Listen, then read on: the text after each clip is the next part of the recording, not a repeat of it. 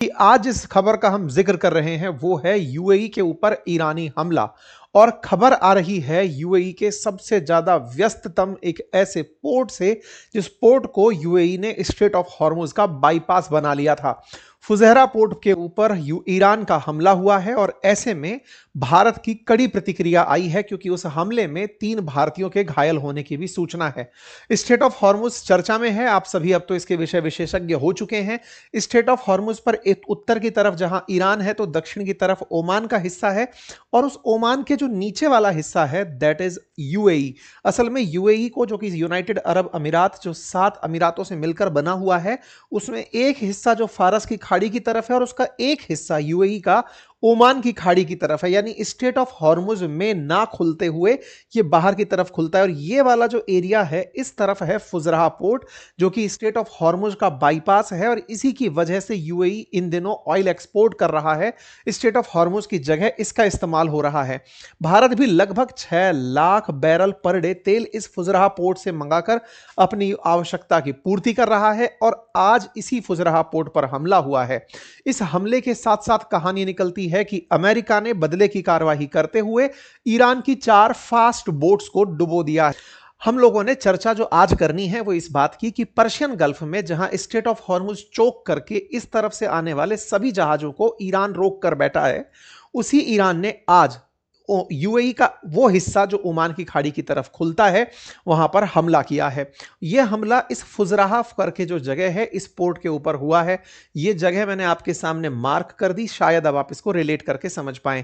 यानी कि straight of Hormuz से अगर कोई जहाज नहीं आ पा रहा तो यूएई ने असल में स्ट्रेट ऑफ हॉर्मुज का ही विकल्प इसे बनाया हुआ था, और इस पोर्ट के माध्यम से ही यूएई का बहुत सारा तेल इसको क्रॉस करते हुए यहां पर पहुंचता था। इस जगह की तस्वीर अगर एरियल व्यू से देखी जाए गूगल मैप के माध्यम से, तो यहां पर बहुत सारे आपको फुजरा रिफाइनरी के नाम पर बहुत सारे ऐसे ऑयल के छोटे छोटे से टैंकर्स दिखाई दे जाएंगे, जो कि जूम इन करने पर बहुत बड़े ऑयल टैंकर्स के रूप में दिखाई देंगे। अगर मेजर ऑयल लोडिंग टर्मिनल्स की बात की जाए तो ये गल्फ कंट्रीज का तीसरा सबसे बड़ा ऑयल लोडिंग कंटेनर डिपो है, जो कि one of the world largest bunkering and oil storage capacity के रूप में जाना जाता है। इसी फुजराह पोर्ट को हॉर्मुज का इस विकल्प माना जाता है, क्योंकि जब स्ट्रेट ऑफ हॉर्मुज बंद था तो यहीं से होकर के यूएई का तेल बाहर आ रहा था। इसकी क्षमता 1.5 से लेकर मतलब 2.25 मिलियन बैरल प्रतिदिन ऑयल उत्पादन की है, और यहां से 350 से 400 किलोमीटर लंबी पाइपलाइन के माध्यम से आबू धाबी के अंदर, आबू धाबी बोले तो ये जो यूएई का इधर वाला जो हिस्सा है जो पर्शियन गल्फ की तरफ है, यहां से तेल को ले जाकर के फुजराह पोर्ट तक एक पाइपलाइन के थ्रू पहुंचाया जाता है, यानी स्ट्रेट ऑफ हॉर्मुज को प्रभावित किए बगैर। यही कारण था, हाल में आपने खबर सुनी थी कि यूएई ने कहा था कि वो ओपेक के गठबंधन से बाहर आ रहा है, क्योंकि यूएई को ओपेक में रहते हुए 3 मिलियन बैरल प्रतिदिन ऑयल उत्पादन करने की क्षमता ही परमिटेड थी, लेकिन ओपेक से बाहर निकल के वो 5 मिलियन बैरल ऑयल प्रतिदिन उत्पादन करना चाहता है, और उसके लिए ये एक अच्छा रूट निकल कर आ गया है। जब स्ट्रेट ऑफ हॉर्मुज बंद है तो वो यहां से तेल को निकाल करके बाहर भेज सकता है। तो ऐसे में यहां दुनिया के सबसे बड़े ऑयल भंडारण समूह हैं, 18 मिलियन घन मीटर यानी 70 मिलियन बैरल के आसपास यहां पर ऑयल की क्षमता है।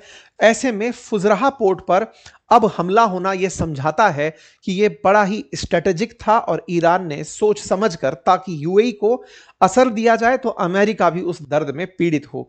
फुजरा पोर्ट को दुनिया के 4 बड़े जहाज ईंधन आपूर्ति केंद्रों के रूप में माना जाता है।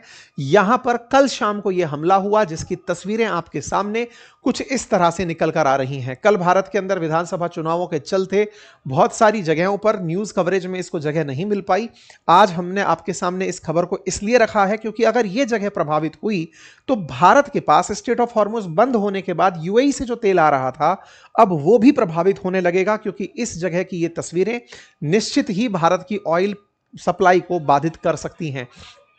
यहां पर जो ये हमला हुआ इसके लिए कई ballistic missile, cruise missile, drone हमले किए गए थे, लेकिन यहां पर तैनात जो सुरक्षा सिस्टम था उसने इन हमलों को कुछ तो नाकाम किया, लेकिन उसके बावजूद भी ईरान की तरफ से दागी गई ड्रोन्स ने यहां पर इस तरह के हालात पैदा कर दिए हैं। इतनी बड़ी संख्या में यहां पर मतलब जहाज तेल ले जाने के लिए खड़े हैं। बड़ी संख्या में ऑयल कंटेनर डिपो के रूप में यहां पर बहुत सारे ऑयल टर्मिनल्स बने हुए हैं। ऐसे में इस तरह की घटना होना दुनिया के लिए एक चिंता का सबब है।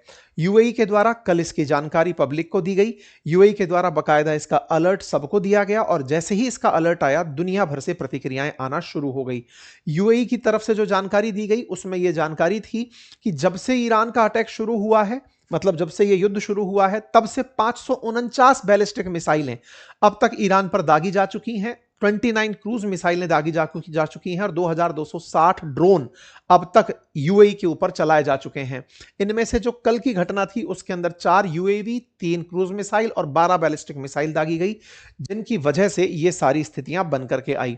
खबर बनकर आती है मिनिस्ट्री ऑफ एजुकेशन की तरफ से यूएई के अंदर कि बच्चों की छुट्टियां अनाउंस कर दी गई 8 मई तक के लिए, ताकि लोग घरों में रहें और इस स्थिति में किसी प्रकार के हताहत ना हो। जब यह सूचना यूएई की तरफ से बाहर आई तो उसके बाद में मार्क कार्नी यानी कि कनाडा की तरफ से यूएई के समर्थन में और ईरान के विरोध में ट्वीट किया गया, यानी कि सोशल मीडिया पर प्रतिक्रिया दी गई। ऐसे ही जर्मनी की तरफ से यूएई के समर्थन में प्रतिक्रिया दी गई। ऐसे ही ईयू की तरफ से प्रतिक्रिया दी गई। इमानुएल मैक्रोन की तरफ से, फ्रांस की तरफ से प्रतिक्रिया आई। कुल मिलाकर बात यह है कि दुनिया भर के देश तुरंत प्रभाव से यूएई के साथ कनेक्ट हो गए। इवन पाकिस्तान ने भी यूएई के समर्थन में कहा कि यह जो हुआ है हमला ये गलत है। यूएई के ऊपर ये जो हमला हुआ है इसको इन्होंने अपनी तरफ से कंडेम किया और भारत ने भी इस पर कड़ी प्रतिक्रिया दी और भारत ने कहा कि वो ऐसे समय पर यूएई के साथ खड़ा है और इस घटना को, मतलब जिस तरह की स्थितियां गल्फ में बनी हुई हैं, इनका पीसफुल रेजोल्यूशन चाहता है। इस तरह की जो जानकारियां हैं जब ये सोशल मीडिया पर आने लगी तो एकदम इंपैक्ट आया कि अब तेल का रास्ता बाधित होगा और अगर तेल का रास्ता बाधित होगा तो तेल सप्लाई के बाधित होने से ऑयल के प्राइसेस बढ़ेंगे। तो कल शाम होते होते ही ऑयल प्राइसेस में $114 प्रति बैरल के हिसाब से क्रूड का भाव चढ़ते हुए दिखाई दिया। भारत ने पूरी तरह से अपनी प्रतिक्रिया देते हुए, क्योंकि यहां पर 3 भारतीयों के घायल होने की खबर है, इसलिए भारत के फुजरा पोर्ट पर हुए, मतलब यूएई के फुजरा पोर्ट पर हुए हमले को भारत ने पूरी तरह से अस्वीकार्य करार दिया। इस घटना के बाद में फ्लाइट्स की तरफ से भी, यानी इंडिगो की तरफ से भी सूचना दी गई कि customers are advise to check their flight status जाने से पहले, क्योंकि अल्टीमेटली जिस तरह की सिचुएशन बनकर के आई, अचानक फ्लाइट शेड्यूल्स के अंदर परिवर्तन किया गया, क्योंकि अगर स्थितियां फिर से असामान्य होती हैं तो उसके ऊपर से फ्लाइट्स उड़कर नहीं जा पाएंगी। यूएई के प्रेसिडेंशियल एडवाइजर के द्वारा इस बात का मतलब धन्यवाद दिया गया कि दुनिया यूएई के साथ खड़ी हुई है। अब सवाल यह है कि ईरान ने यह क्यों किया। ईरान ने इस पूरी घटना पर शुरुआत में अपनी तरफ से एलिगेशन करार दिया कि नहीं नहीं हमने ऐसा कुछ नहीं किया, लेकिन फिर बाद में शाम होते होते इनकी स्वीकारोक्ति निकल कर आई और उसके पीछे इन्होंने पूरा ठीकरा ट्रंप के ऊपर फोड़ दिया। मतलब ट्रंप के ऊपर जब ठीकरा फोड़ा तो स्वाभाविक सी बात है कि ट्रंप से सवाल पूछा जाएगा कि सर क्या ईरान ने सीज फायर का उल्लंघन कर दिया है। तो ट्रंप का जवाब था नहीं, सीज फायर का उल्लंघन नहीं है, एक आध मिसाइलें चल गई होंगी, ये सीज फायर अभी तक नहीं टूटी है। फिर सवाल बड़ा बनता है कि आफ्टर ऑल ऐसा हुआ क्यों। तो इसके पीछे का बड़ा कारण यह है कि आईआरजीसी का यह स्टेटमेंट है कि पूरी तरह से स्ट्रेट ऑफ हॉर्मुज हमारे कंट्रोल में है। स्ट्रेट ऑफ हॉर्मुज हमारे कंट्रोल में है, ट्रंप वहां पर कोई भी समझदारी ना दिखाएं। अब ट्रंप समझदारी कौन सी दिखा रहे हैं? असल में ट्रंप के द्वारा हाल ही में यह कहते हुए कि हम सीज फायर बढ़ा रहे हैं लेकिन अमेरिका का ब्लॉकेड वहां पर लगा कर रखेंगे, यानी स्ट्रेट ऑफ हॉर्मुज से ईरान ने अगर अपनी तरफ से प्रतिबंध लगा रखे हैं तो अमेरिका भी प्रतिबंध लगाकर रहेगा, कोई भी जहाज ईरान वाला बाहर नहीं जाने देगा। यूएई के ऊपर जो हमला है वो अमेरिका के ऑपरेशन फ्रीडम के अनाउंसमेंट की प्रतिक्रिया थी कि आप अगर यह प्रयास करोगे तो मैं आपके जो मित्र राष्ट्र हैं उन पर हमला करूंगा, उन पर हमला होगा तो आप पर हमला है, वो टेक्निकली वो आपसे नाराज होंगे, तो हमें कोई दिक्कत नहीं है, हम आप पर तो हमला करेंगे ही नहीं, हम यूएई पर हमला करेंगे। यही कारण हुआ। तो ट्रंप ने जो ये खेला किया ना, असल में जो अनाउंसमेंट किया, इस प्रोजेक्ट फ्रीडम की प्रतिक्रिया ईरान ने अपनी तरफ से दे दी और अमेरिका को साफ कहा कि आप कृपया करके यहां से दूर रहना, अपने शिप लेकर मत आ जाना, हम यहां पर गोला चला देंगे। तो साहब कुल मिलाकर के स्ट्रेट ऑफ हॉर्मुज शुरू होने से पहले ही खत्म हो गया, यानी कि अमेरिका का ऑपरेशन फ्रीडम चल ही नहीं पाया। सेंटकॉम अपनी तैयारियां दिखा दिखा कर लोगों में माहौल जरूर बना रही है। उम्मीदें सबको हैं कि भाई किसी ना किसी तरीके से तो स्ट्रेट ऑफ हॉर्मुज को ओपन करवाया जाए ताकि दुनिया को तेल की सप्लाई मिले। अभी जो स्ट्रेट ऑफ हॉर्मुज की सप्लाई बाधित हो रखी है उसके चलते वैश्विक स्तर पर क्रूड के दाम बढ़े हुए हैं।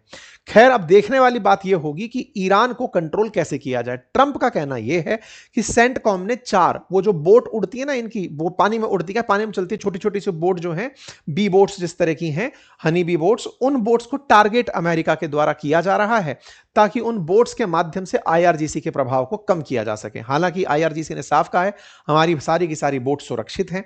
इसके ऊपर प्रतिक्रिया के रूप में कहा जाए तो केवल ईरान की प्रतिक्रिया इतनी है कि आपका प्रोजेक्ट फ्रीडम असल में प्रोजेक्ट डेडलॉक है, इससे कुछ नहीं होगा। आओ टेबल पर बैठ के सही से बात करो, तो खुद का ब्लॉकेड हटाओ, तो हम आपसे अपने बारे में बात कोई कर पाएंगे। ठीक है साहब। तो कुल मिलाकर साहब ये बात है, और फुजरा पर धमाके जो हैं वो अमेरिका को जिम्मेदारी देते हुए ईरान ने अपने ऊपर से हाथ साफ कर लिया है। तो भाई साहब ट्रंप, अब आपके हाथ में कौन सा कार्ड है वो बता दीजिए, क्योंकि आप जैसे ही कोई कार्ड चलते हो आपके दोस्तों को मार लग जाती है और दुनिया में उसका असर गहरा हो जाता है।